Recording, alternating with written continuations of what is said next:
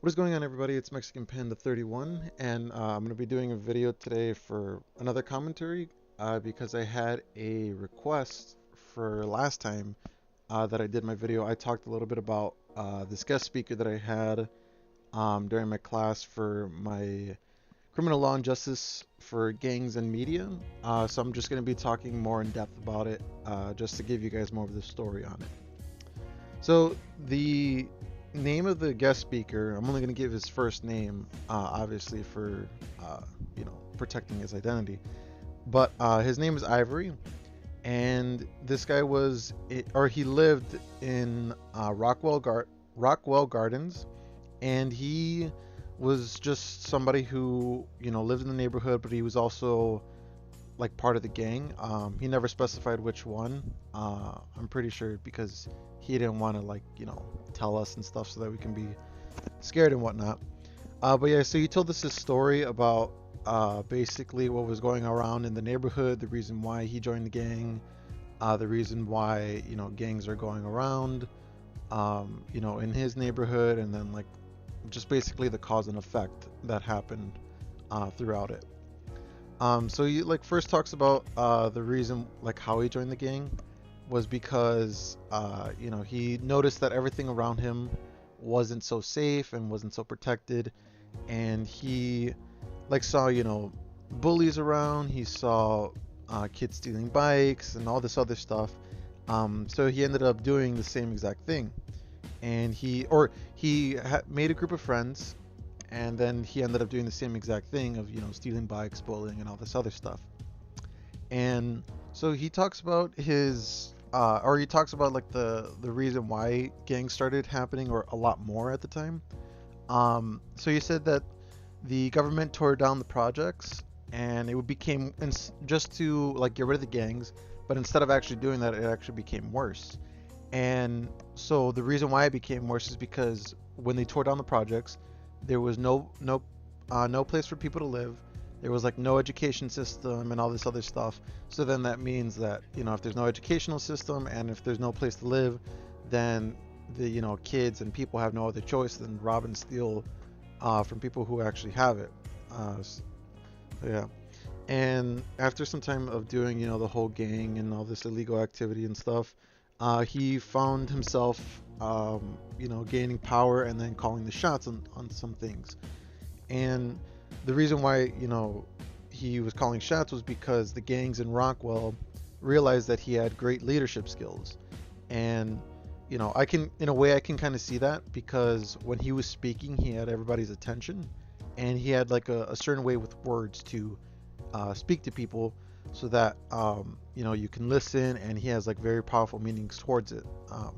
So yeah, so he ended up joining the official gang and calling the shots and stuff because he said he was fed up with the system, and he said that the ex-leader was in prison.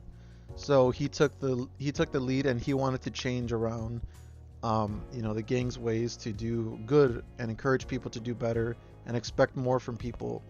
So he also even told us too, an example of how when your parents expect for you to do better or want the best for you, he said that's what he wanted for people. It doesn't matter if they were strangers or not. He wanted the best for everybody, no matter who they were or what they have done, because everybody does certain things in their life that they are not proud of, but they have to do it because in order to survive, and especially in their neighborhood. So yeah, so then he said he took on the drug business. He said he at the time, because he was young, and he wanted to, and he had to do it because that was the only way of bringing income to some people. So yeah, he didn't really specify, I think, on which drugs it was, but yeah. So then during the time, he said he became a janitor. I forgot what was the name of the place, but he told us this story because it was a big impact towards him in his life that changed his ways around from doing bad to starting to do good in his life.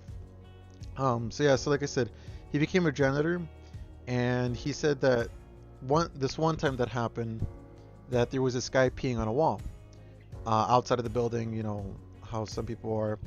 And he went up to the guy. He told him like, "Come on, man, you can't be doing this. You know, this is a public place. You can't pee on the wall and whatnot." So then the guy said like, "Oh, you know, fuck you, and I can do whatever the hell I want. I can pee wherever the hell I want. You're not the boss of me, and blah blah blah."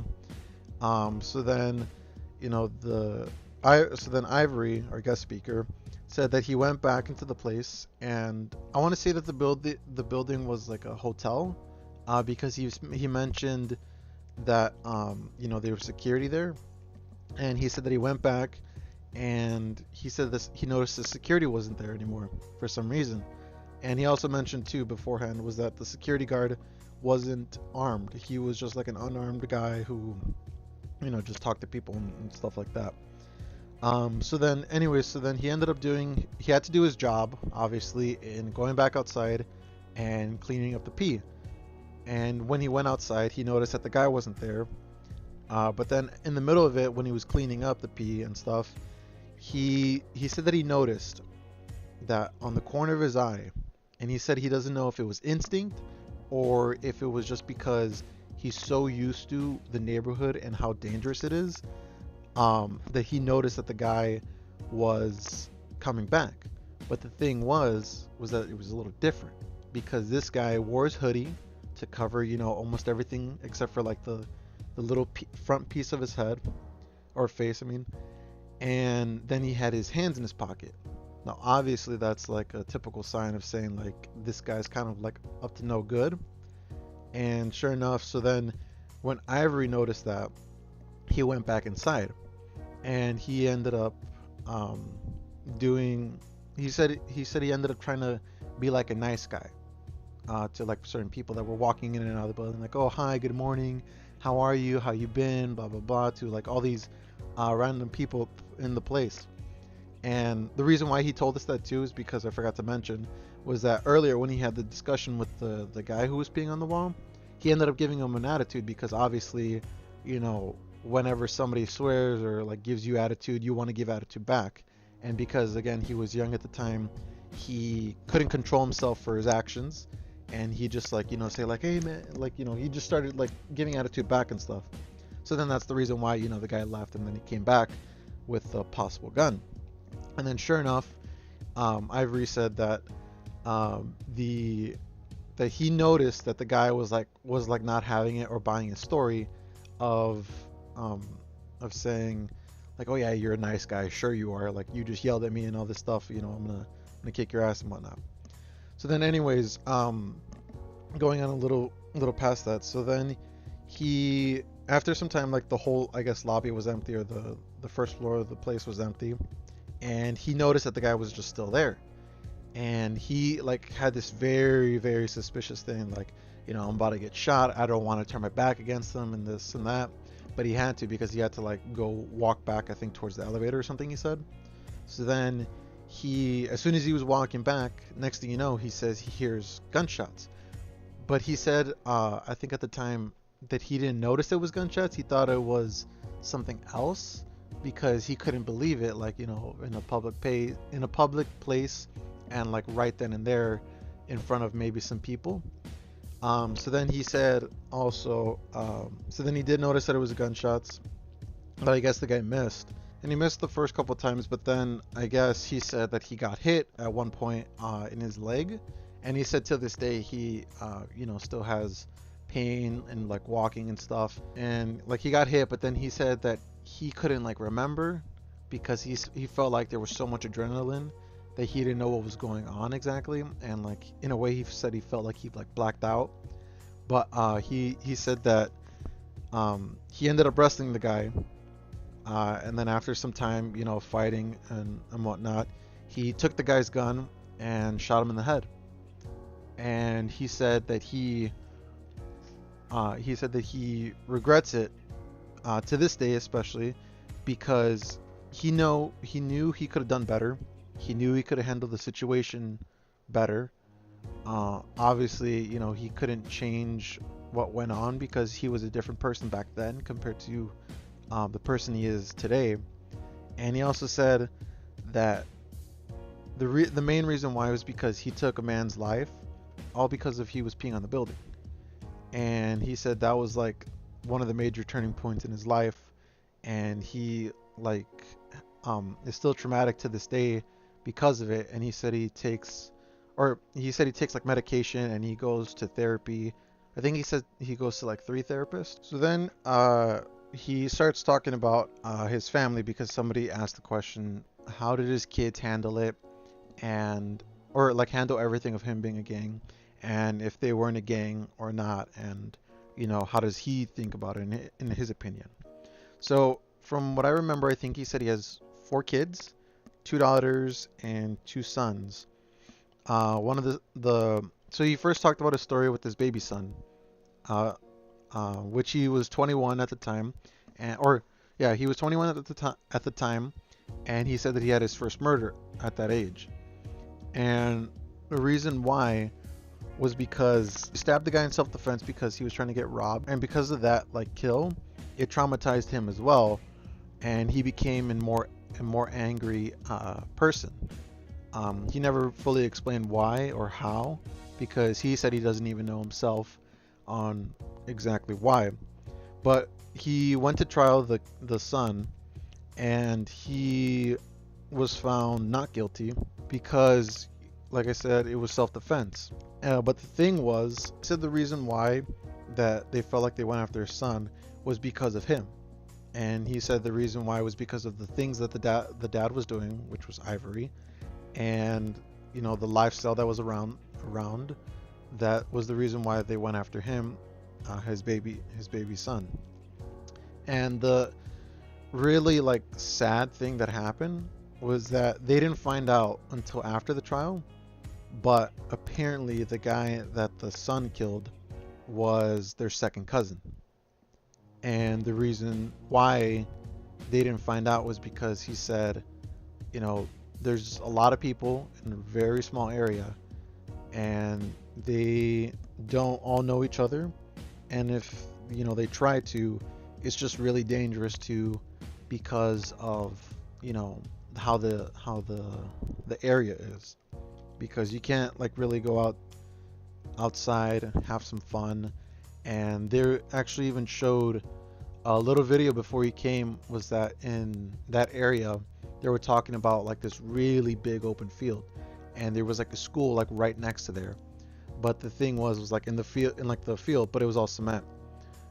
In one side, you have like this really tall apartment building, which was, which had one gang, and then right across from that, the whole, big area was another gang inside another building. And there was a school right there with the playground and stuff. But he was saying like it's insane on how, kids cannot be safe, kids cannot have fun, kids cannot have a, childhood because of these gangs. And,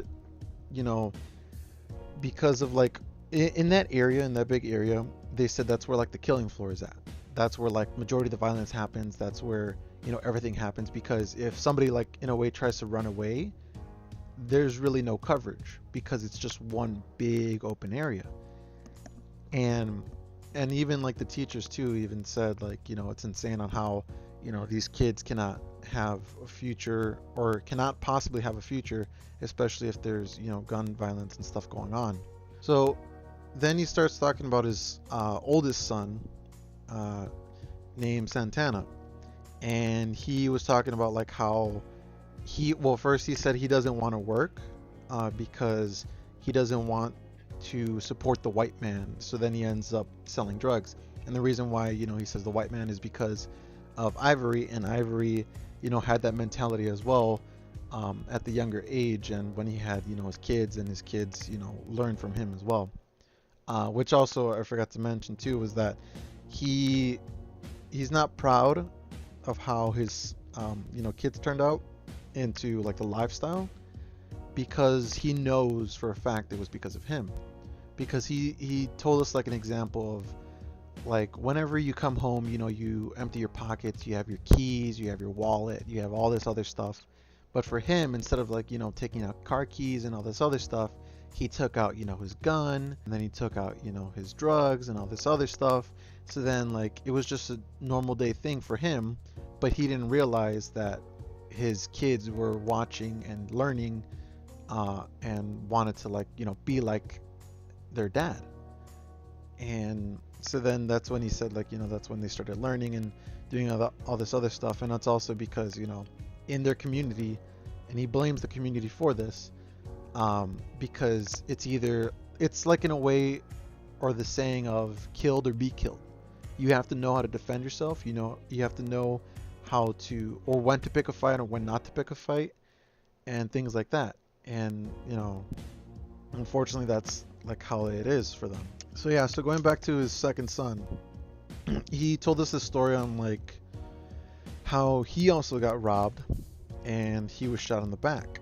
And the one reason why was because the person who shot the son, Santana, was a person that his dad, Ivory, killed.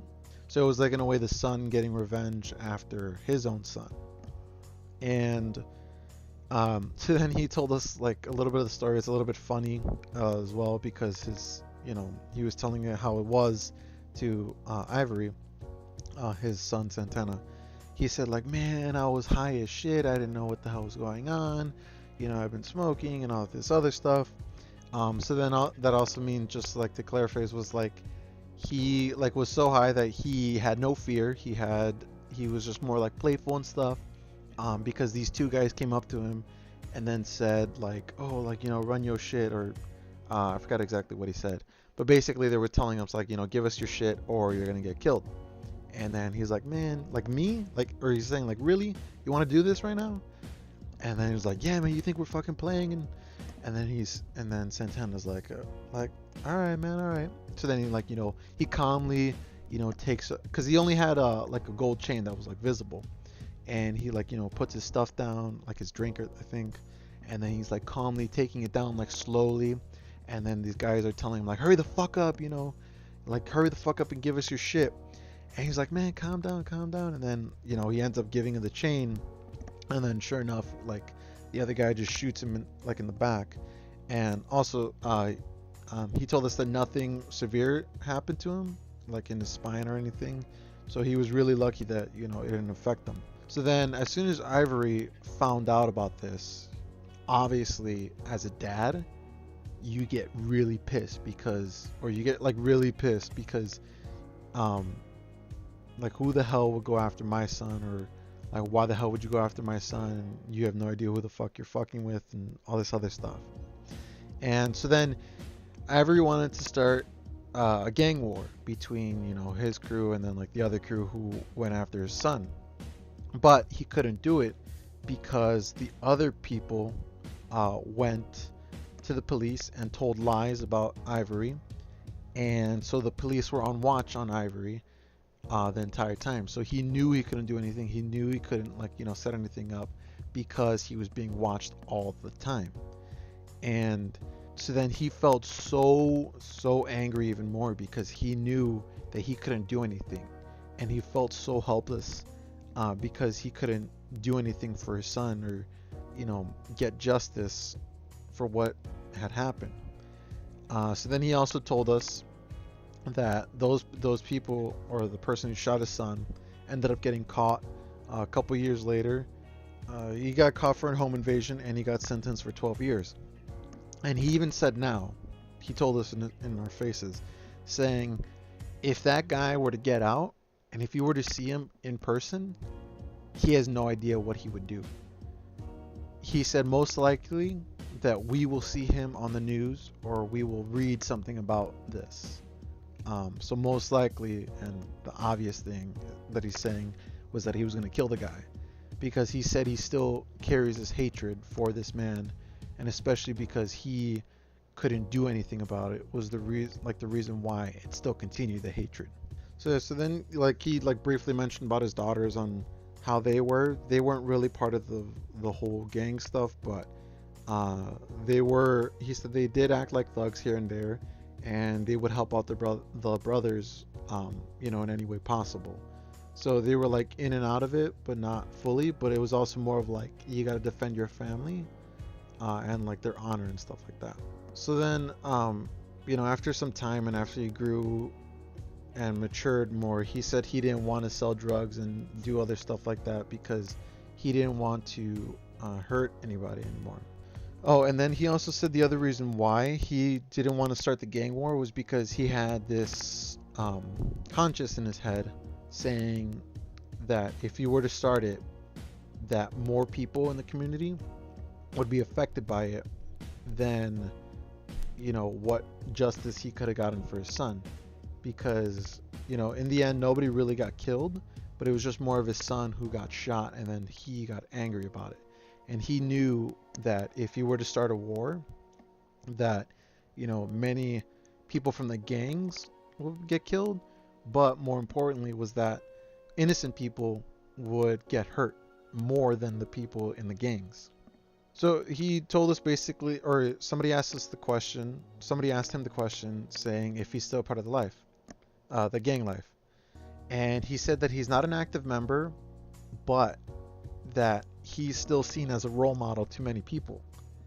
And that if they called him, which they do from time to time, that he would still show up because, he's not really out of it, but he's just away from it, doing his own thing.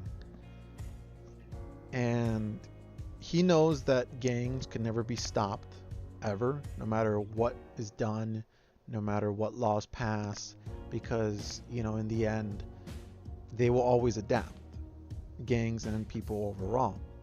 But, doing all these changes and doing all these laws, doing all these other things, is not going to really stop it. He said it's just more of it's going to be more slowed down. And then he also talked about the 13th District Commander in Chicago, because he was killed recently, about 2 weeks ago or so. And he said that he did feel bad for the commander, who got killed, because, he was just doing his job, basically. But he said that it wasn't right for the other guy, or the killer, to do what he did. But yeah, but he also knows too, in that situation of the killer, that he had no other choice in a way. It was either get thrown in jail or do what you have to do to be free. And, unfortunately the commander was there and he had to do what he had to do, and, unfortunately got away. But he said that he hopes that, that guy gets his justice soon because he knows that it wasn't right. And somebody asked him the question on what keeps him motivated to do what he does. And he said he just, like I said, he doesn't want to go back to what he was doing before because he knows what he's done, and he knows who he hurt and what type of damage it's done to, him, his family, and the community overall. But he said the only way that he would end up really going back is if he was really, really forced to, if they had a gun to his head, or if they threatened his family or his sons or all this other stuff. But yeah. So yeah, I know this was a different kind of video that you weren't really expecting, but I hope you enjoyed the little story. And I think in the next video I'll talk about another guest speaker that we had. I really liked this. I really liked Ivory. Like I said, he had a way with words. He was, a very powerful speaker and had everybody's attention.